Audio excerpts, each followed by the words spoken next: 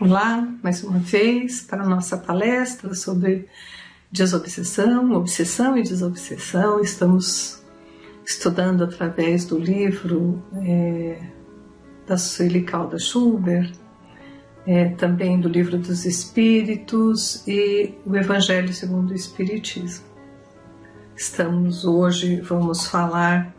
Vamos entrar no capítulo 16, um assunto bastante complexo, são os ovoides, mas não é desconhecido de nós espíritas, né? Temos inúmeros exemplos, livros que tratam da literatura espírita, né? Que trazem, nós temos aí na parte que trouxe Allan Kardec, tem na introdução, tem no livro Pensamento e Vida, do Chico Xavier, Evolução em Dois Mundos, com André Luiz, tem o próprio que nós estamos lendo agora, né, que é Obsessão e Desobsessão, da Sueli Calda Schubert.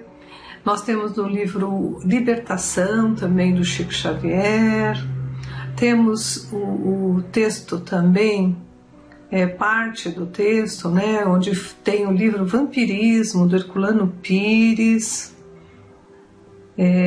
Temos também comentários, né, gerais dos livros dos Espíritos, e principalmente na questão 549. Temos no livro Consolador, de Emmanuel, que também trata desse assunto.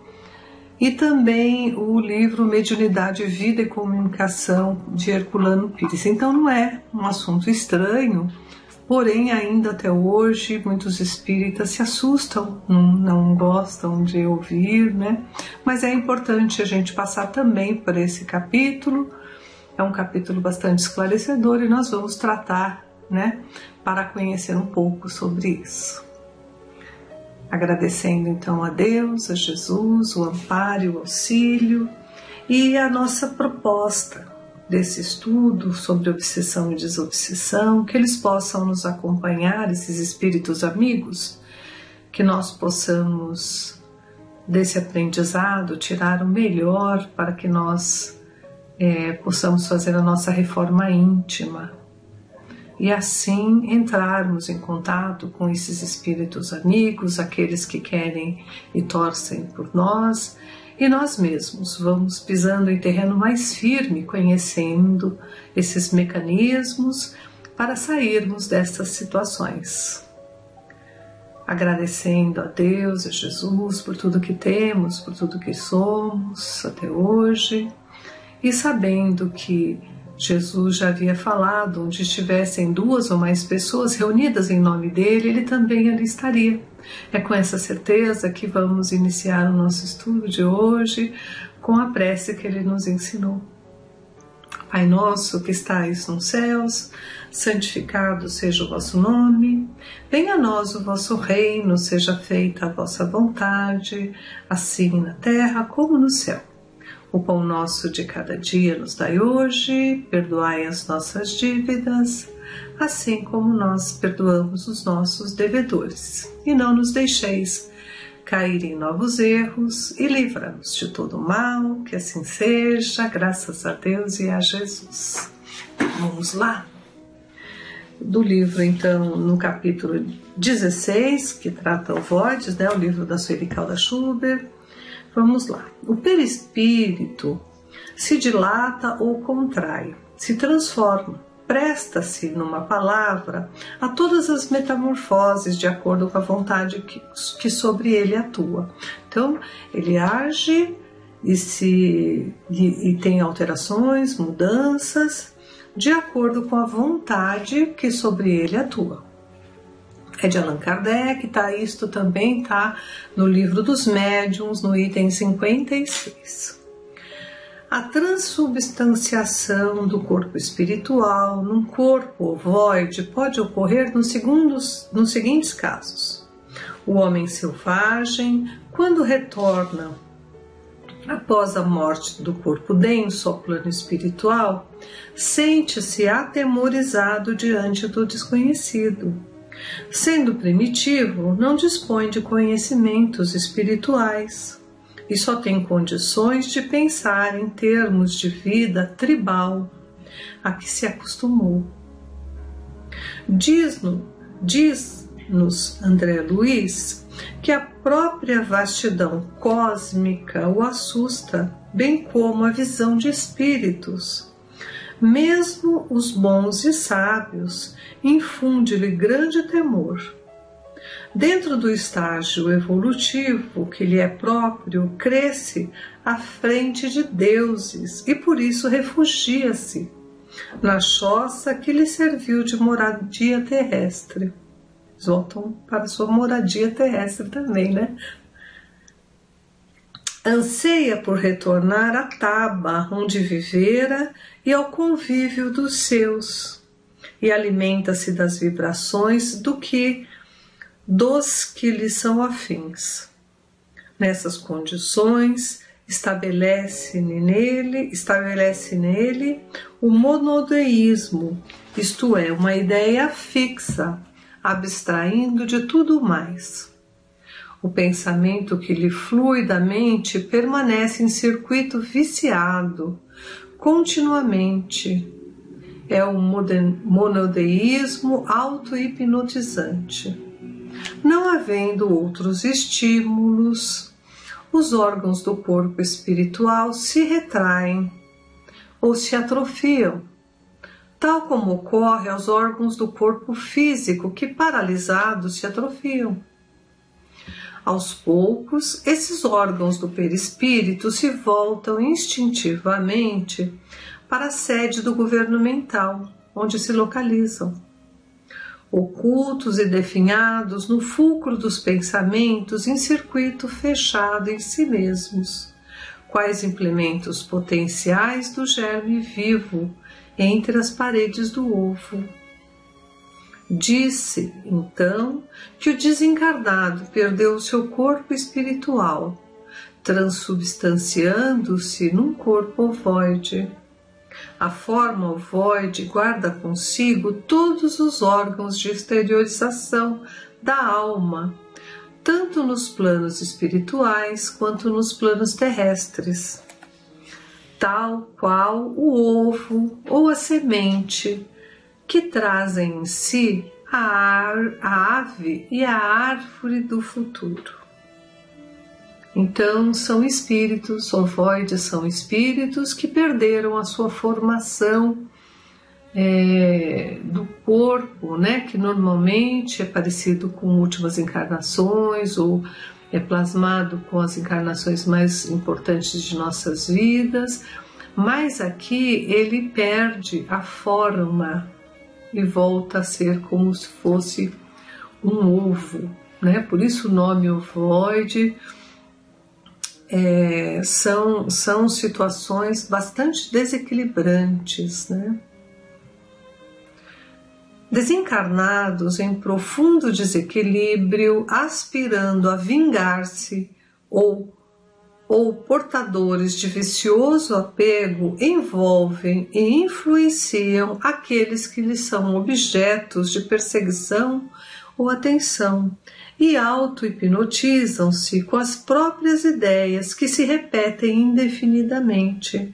É o monodeísmo auto-hipnotizante. Em consequência, os órgãos do perispírito se retraem por falta de função, não é usado, perde a função. Assemelhando-se então a ovoides, vinculados às próprias vítimas,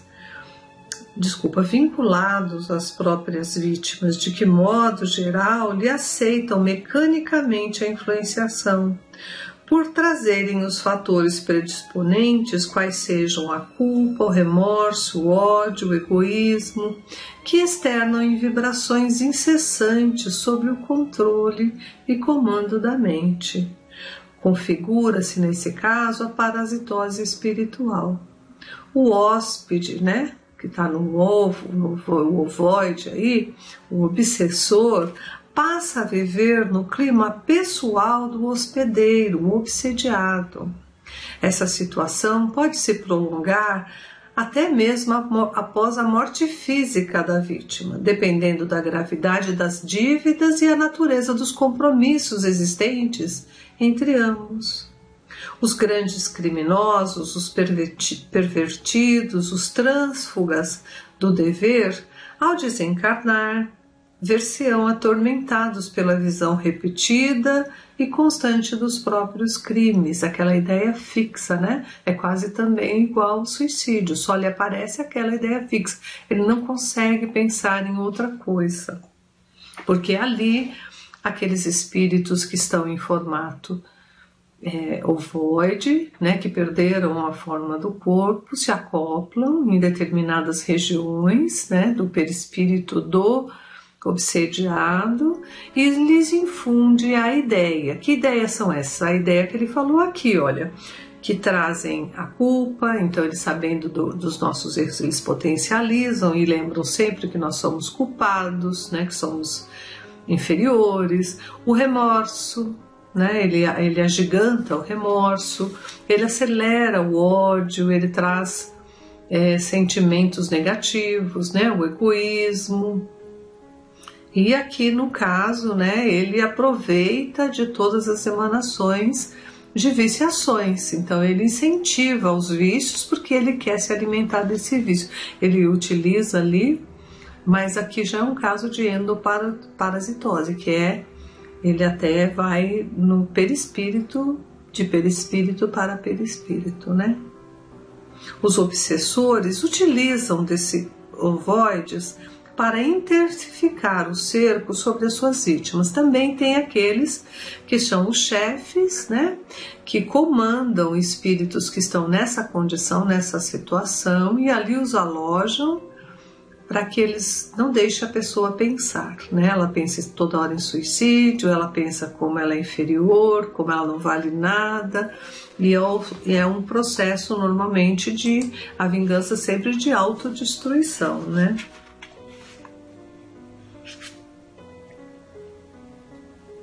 Então veja aqui como ele fala, os clichês mentais que exteriorizam infindáveis vezes torna-se o fluxo do pensamento vicioso, resultando do monodeísmo auto-hipnotizante.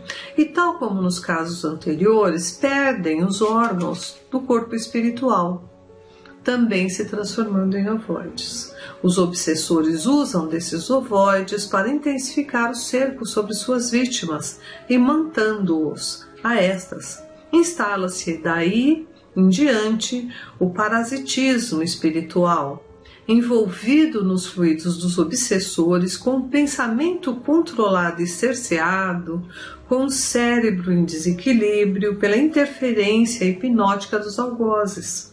O obsediado passa a viver no clima que estes criaram, agravado pelas ondas mentais altamente perturbadoras dos ovoides, vendo inclusive os clichês mentais que projetam em fenômenos alucinatórios ou ouvindo-lhes as acusações na acústica da mente. É a subjugação. Quando levada a efeito nessas condições, acarreta-se consequências gravíssimas, lesando o cérebro ou outros órgãos que estejam sendo visados. Essas situações produzem um desequilíbrio total e pode levar a vítima ao suicídio, à loucura irreversível ou ocasionar a morte por deperecimento ou distúrbio orgânico. A pessoa vai se abatendo, não consegue dormir, aquela perturbação constante, acusações, ouvindo vozes, aí procura-se remédios, né? Normalmente os médicos tratam como se fossem alucinações, esquizofrenia, e aí nós vamos perdendo também a condição do organismo físico, né? Vai se abatendo. Quanto aos ovoides, através da bênção da reencarnação, é que conseguirão plasmar outra vez o perispírito, juntamente com a nova forma carnal. Irão assimilando os recursos orgânicos maternos e, como explica André Luiz, conforme as leis da reencarnação, operam em alguns dias todas as ocorrências de sua evolução nos reinos inferiores da natureza. A nova forma do perispírito, assim desenvolvida, terá condições de persistir ao término da reencarnação de volta ao plano espiritual. E nós, né? Como é que nós saímos dessa enquanto obsediados? Obsessores, eles vão através de novas reencarnações. Nós conseguimos sair através de tratamentos espirituais na sessão de desobsessão, mudando a forma de pensar, trazendo para o nosso conhecimento esses conhecimentos que a doutrina nos ensina, né? Assimilando formas de pensar diferente da que nós temos hoje, né? Eles agem, os obsessores, basicamente por duas formas, para que sejam direcionados e que fiquem com a gente em formas de ovoides, né, no nosso perispírito. É por indução, porque eles induzem aquele espírito a fazer isso porque tem afinidades, aí são os vícios, né, os apegos, eles estão sempre junto conosco, a nossa raiva aumentada, porque eles também têm raiva de alguma coisa, então eles potencializam.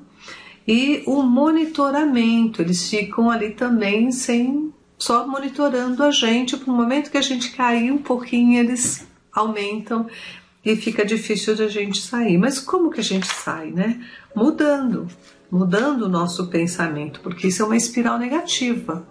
Então nós temos que passar para o equilíbrio, né? Então a prece, o vigiai e orai, o evangelho em nossa casa, o pensamento positivo. Quando observarmos que o pensamento está fixo, nós estamos sempre voltando no mesmo pensamento, na mesma hora podemos trocar esse pensamento, muda, como se fosse uma TV de canal.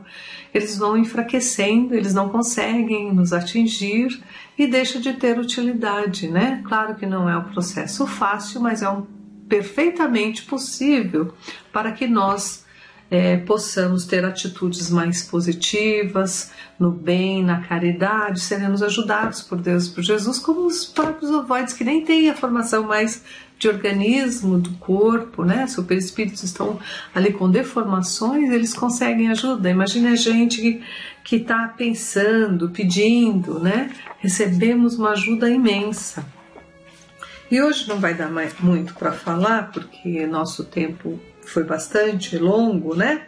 Mas tem aqui no Livro dos Espíritos o que a gente queria falar, que é o capítulo dos Espíritos, capítulo 1 do Livro dos Espíritos, e tem o item 4 que trata do perispírito. Então, olha, o que é, né? O espírito propriamente dito vive a descoberto ou, como pretende alguns, envolvidos por alguma substância. O espírito é envolvido por uma substância que é vaporosa para ti, mas ainda bastante grosseira para nós, suficientemente vaporosa, entretanto, para que ele possa se elevar na atmosfera e transportar-se para onde quiser. Como a semente de um fruto é envolvida pelo perisperma, sabe aquela pelezinha, né? Quando você corta uma semente, corta uma fruta, não tem antes da semente, não tem uma pelezinha em cima?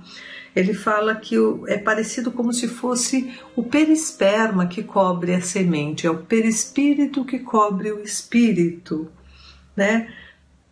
Espírito propriamente dito é revestido de um envoltório que, por comparação, se pode chamar de perispírito, mas ele é muito mais do que só um envoltório. Ali guardam todas as sensações, é registrado tudo que fizemos de bom e de mal, essas marquinhas ficam no perispírito, porque o perispírito, quando a gente desencarna, a gente deixa o corpo, a matéria se desfaz.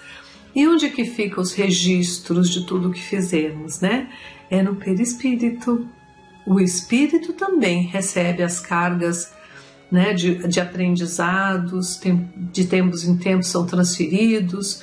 do perispírito para o espírito, aquilo que a gente já adquiriu fica no espírito, aquilo que ainda está em aprendizado, aquelas sensações, aquelas marcas que ainda não dominamos muito, estão no perispírito. Por isso que quando nós estamos no plano espiritual, eles conseguem nos ver e saber como a gente é, né? Temos muita luz, temos pouca luz, é o perispírito que leva a forma, né, que nós temos, e normalmente é o perispírito que é capaz de fazer-se visível aqui no plano dos encarnados, quando os nossos entes queridos nos aparecem, normalmente pela última encarnação, ou como se falou, né, pela encarnação mais importante do espírito, que ele acha importante, ele pode aparecer, né? Ele pode ser até palpável em alguns casos, porque o perispírito ele tem uma parte material e tem uma parte espiritual, então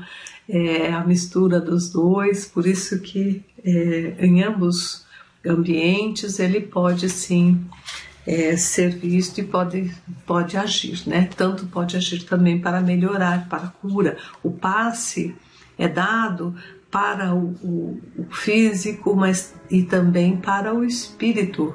E o perispírito é que transmite todas as energias até chegar ao espírito, né? Eu tenho também do Evangelho segundo o Espiritismo, importante falar sobre os limites da encarnação, né? Ele fala, Jesus já falava aqui, vou pegar as palavras de Jesus, deixa eu pegar. Ele fala, olha, ninguém pode ver o reino de Deus se não nascer de novo. E Jesus veio para os lados de Cesareia, de Felipe, e interrogou seus discípulos, dizendo, quem dizem os homens que é o Filho do Homem? E eles responderam, uns dizem que é João Batista, mas outros que é Elias, e outros que é Jeremias, ou alguns dos profetas. Disse-lhe Jesus, e vós, quem dizeis que eu sou? Respondendo Simão Pedro, disse, tu és o Cristo, filho do Deus vivo. E respondendo Jesus lhe disse, bem-aventurado és, Simão, filho de Jonas, porque não foi a carne nem o sangue que te revelaram isto, mas sim meu Pai que está nos céus. É de Mateus. E chegou a Herodes, o tetrarca, a notícia de tudo que Jesus obrava, e ficou como suspenso, porque uns diziam, é João que ressurgiu dos mortos, e outros, é Elias que apareceu, e outros, é um dos antigos profetas que ressuscitou. Então disse Herodes, eu mandei degolar a João. Quem é, pois, este quem ouço semelhantes coisas? E buscava ocasião de ver, está em Marcos e Lucas. Após a transfiguração, e os discípulos lhe perguntaram, dizendo, pois, por que dizem os escribas que importa vir Elias primeiro? Mas ele respondendo, lhes disse, Elias certamente há de vir e restabelecerá todas as coisas. Digo-vos, porém, que Elias já veio, e eles não o conheceram. Antes fizeram dele quanto quiseram. Assim também o Filho do Homem há de padecer às suas mãos. Então os apóstolos ali que estavam com Jesus compreenderam que era de João Batista que ele falara, Mateus e Marcos. Então a necessidade da reencarnação tem a importância para a nossa vivência de aprendizado, para que nós possamos, a Terra é como uma escola, né? Então nós precisamos aprender, virmos fazer provas para saber se já adquirimos aquelas virtudes, né? Tudo que está no Evangelho, nós falamos que seguimos, mas na hora da prova, será que nós fazemos mesmo? Né? E aí ele tem aqui, quais são os limites da encarnação? A encarnação não tem, propriamente falando, limites nitidamente traçados. Se por isso se entende o envoltório que constitui o corpo do espírito, pois a materialidade desse envoltório diminui à medida que o espírito se purifica. Nós falamos lá no Livro dos Espíritos, né? Ele é vaporoso e também pode ser grosseiro. Depende do quê? Depende do nível de materialização que a gente está. Então, quanto mais purificado formos, mais étereo é a parte do perispírito, e aí ele também é mais livre para ir aonde ele quer, né? Podemos entrar em mundos superiores, podemos, né? Olha só, em certos mundos mais avançados do que a Terra, ele já se apresenta, né? O corpo espiritual, o perispírito, menos compacto, menos pesado e menos grosseiro, e, consequentemente, menos sujeito às adversidades da vida. Num grau mais elevado, o nosso corpo espiritual desmaterializa-se e acaba por confundir-se com o perispírito.